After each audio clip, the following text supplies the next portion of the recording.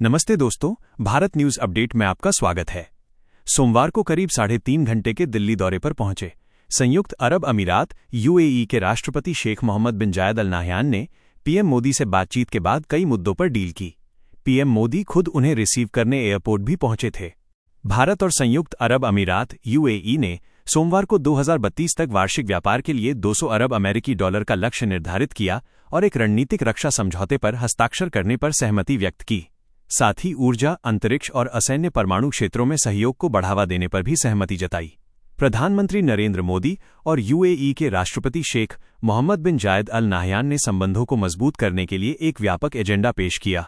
मोदी ने दिल्ली हवाई अड्डे पर अल नाह्यान का गले मिलकर स्वागत किया और फिर वे एक ही वाहन में प्रधानमंत्री आवास तक साथ गए, जहां उन्होंने प्रतिनिधिमंडल स्तर के प्रारूपों में बातचीत की।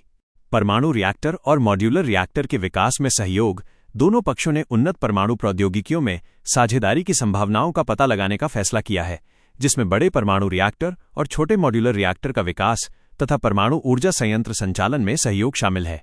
हर साल 5 लाख मीट्रिक टन एलएनजी की आपूर्ति। दोनों पक्षों ने प्रतिवर्ष 5 लाख मीट्रिक टन एलएनजी तरलीकृत प्राकृतिक गैस की आपूर्ति के लिए एक दीर्घकालिक समझौते पर हस्ताक्षर किए। कतर के बाद संयुक्त अरब अमीरात भारत को एलएनजी की आपूर्ति करने वाला दूसरा सबसे बड़ा निर्यातक है। एआई के क्षेत्र में सुपर कंप्यूटिंग क्लस्टर स्थापित करने का निर्णय। मिस्री ने कहा कि कृत्रिम बुद्धिमत्ता एआई को सहयोग के प्राथमिकता वाले क्षेत्र के रूप में पहचाना गया और यूएई के साथ साझेदारी में भारत में एक सुपर कंप्यूटिंग क्लस्टर स्थापित करने के लिए सहयोग करने का निर्णय लिया गया। खाड़ी देश भारत में डेटा सेंटर की क्षमता बढ़ाने के लिए निवेश पर भी विचार करेगा। 2032 तक वार्षिक व्यापक 200 अरब अमेरिकी डॉलर तक पहुंचाने का लक्ष्य। विदेश सचिव ने कहा कि दोनों पक्षों ने 2032 तक वार्षिक व्यापार के लिए 200 अरब अमेरिकी डॉलर का लक्ष्य भी निर्धारित किया है।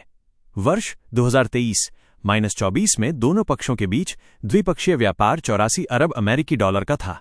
डिफेंस और अंतरिक्ष के क्षेत्र में भी दोनों देश साथ करेगा काम। दोनों पक्षों ने रक्षा संबंधों को व्यापक रूप से विस्तारित करने का भी संकल्प जताया।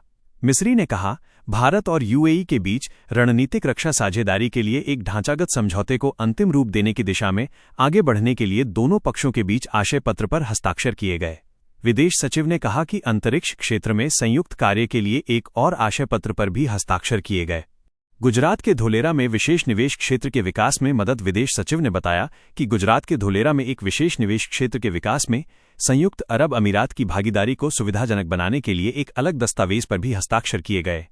मोदी और अल नाह्यान के बीच हुई चर्चा में कई नए और उभरते क्षेत्रों में सहयोग पर ध्यान केंद्रित किया गया, जिसमें भारत में शांति अधिनियम पारित होने के मद्देनजर असैन्य परमाणु सहयोग के नए अवसर भी शामिल हैं।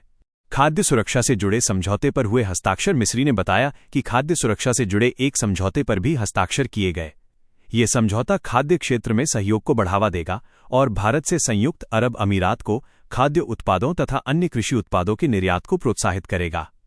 विदेश सचिव ने कहा कि इससे भारत के किसानों को लाभ होगा। यमन, गाजा और ईरान की स्थिति पर भी चर्चा। उन्होंने कहा कि वार्ता के दौरान दोनों नेताओं के बीच यमन, गाजा और ईरान की स्थिति पर चर्चा हुई। हालांकि मिस्री ने इस बारे में विस्तार से बताने से इनकार कर दिया।